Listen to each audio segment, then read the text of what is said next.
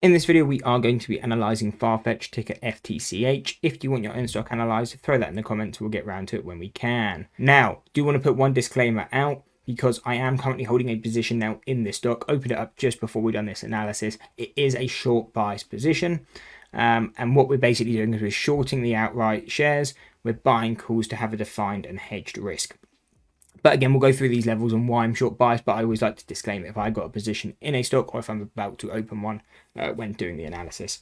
So, firstly, why have I taken this short bias? And again, you can see we're looking to potentially get another bit more size if we can push high, but again, we'll go through that when we go through these levels. So, what you can see is at 535, this is our first deviation on the 6-month chart. Again, the 6-month chart is on the left. On the right, we have a 1-year chart. And we also have our first deviation resistance on the 1 year at 615. Obviously, we've not hit that yet, but we'll go through that in a second. So what you can see is obviously earnings released down here. We spiked up. We came to test this 535. We pulled back. And then again, obviously, market closed for the evening. Well, market closed here, but the after hours trading closed here. Pre-market trading open. We tested it once again, failed. We came back, tested it again, failed. And then we can see when the market opened. And again, this is usually what we're paying attention to because this is when the majority of volume is going to start.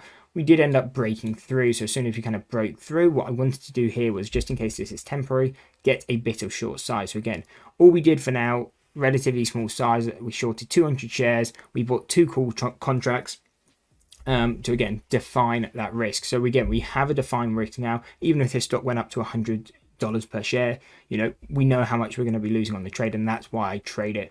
And really only trade these stocks if they have options, because I don't want to be trading it nakedly, because again, that's how you can blow accounts really easy. And again, just not having defined risk in general is an easy way to blow your account.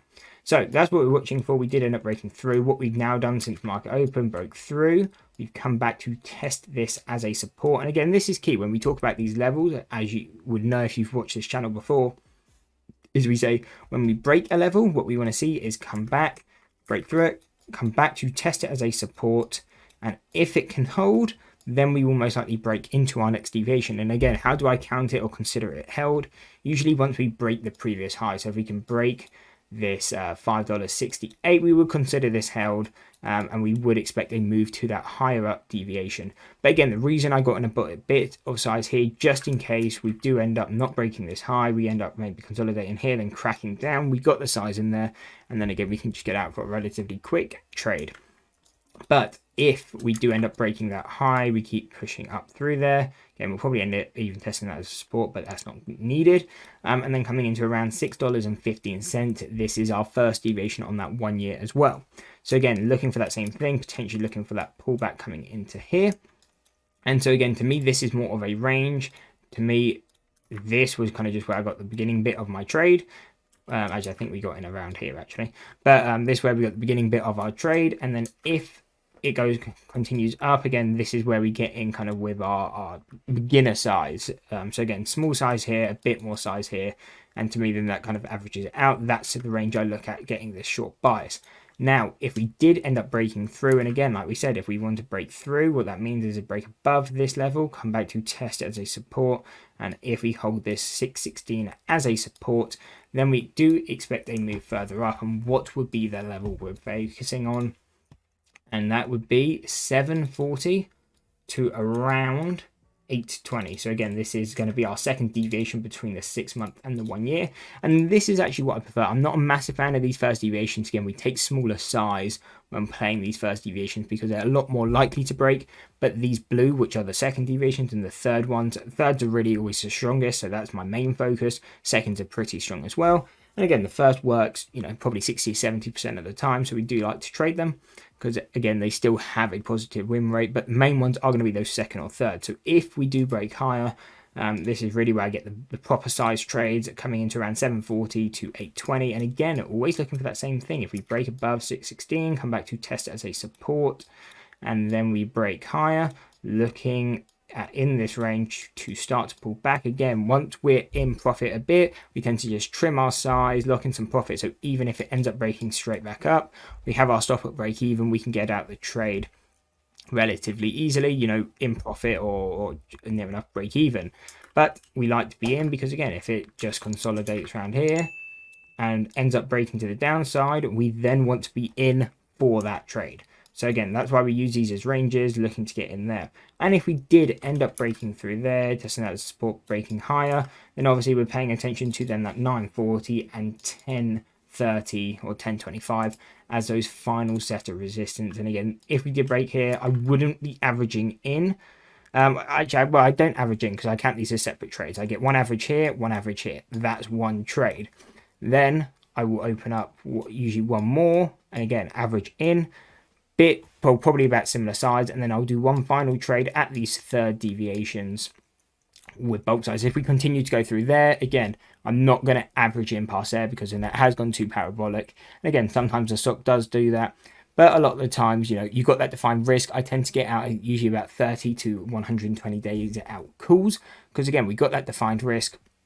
So even if it continues to fly for 10, 20 days, as you kind of saw on like the GameStop, the AMCs, you know, you can hold through that. You've got your defined risk. You're not going to get squeezed out. And then when it starts to pull back down, obviously you'll tend to break back below these levels. That will make money. That will make money. And then even if this one loses money, you've made money on these. So it doesn't really matter.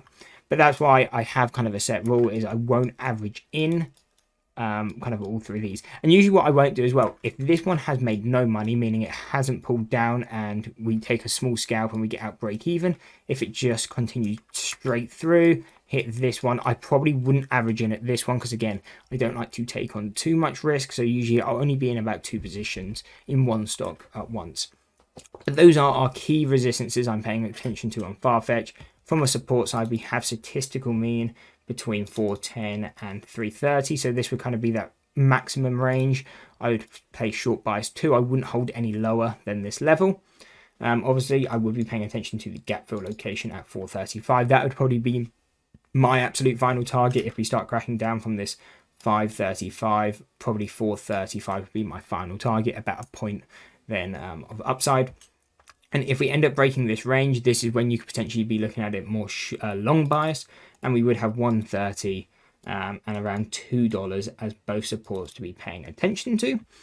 But again, as you can see, if we zoom these out to make it even more clear, you can see on the 6-month chart, we are quite clearly downtrending. Also on the 1 year, we are quite clearly downtrending. Whenever I see something like this, I don't like to be playing these stocks long bias because, again, if the shorter 6-month trend is facing down and the longer 1 year trend is also facing down, to me that seems to be finding too many things to try and catch this long bias. If you're buying at the lows, you don't really have too much of a trade plan. You just see it's at the lows, you think you can't really go much lower, you're just waiting for that pop, and that's when you can get out. And again, may work, but to me that seems a lot more like gambling, so it's not personally a way I would trade. So if both, in this case, if both the deviations are pointing down, I'm only looking to really play this short bias, and again, that's what I'm paying attention to now. We're in this range, paying attention to that. If we broke higher, paying attention to that range, and then finally that range as all short bias location areas. So I hope you enjoyed the video. If you did, why not drop a like and subscribe? Let me know if you're currently holding this stock in the comments. And again, if you want your own stock analyzed, throw that in the comments. We'll get around to it when we can. And lastly, if you enjoyed the video, why not check out this analysis video?